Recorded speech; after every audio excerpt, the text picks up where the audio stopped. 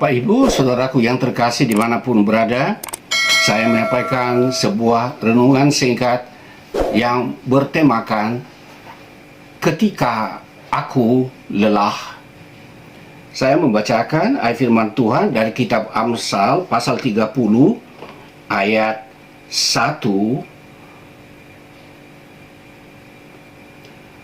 Perkataan Agur bin Yake dari Masa, tutur kata orang itu, aku berlelah-lelah ya Allah, aku berlelah-lelah sampai habis tenagaku. Saudaraku yang terkasih, ada saatnya di dalam pengalaman hidup, orang berusaha berjuang untuk keluar dari kesesakan yang dialaminya, namun belum ada jalan keluar.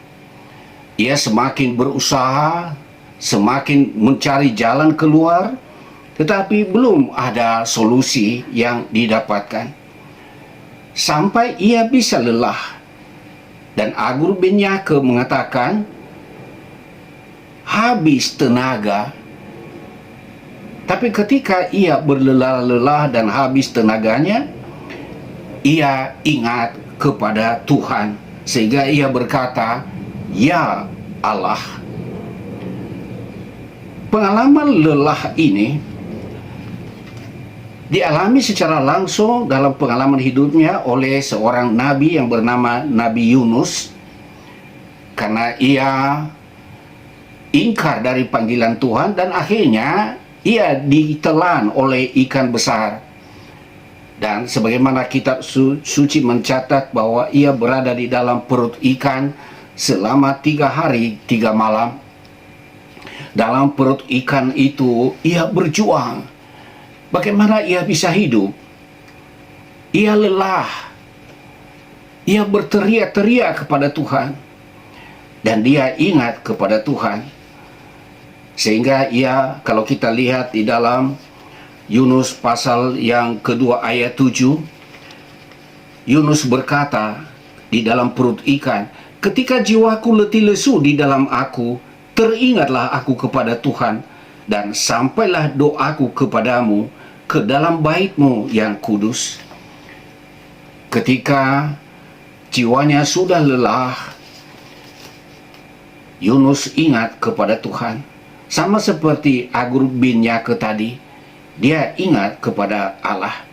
Dan dalam pengalaman Yunus, Tuhan mendengarkan dan menjawab doanya.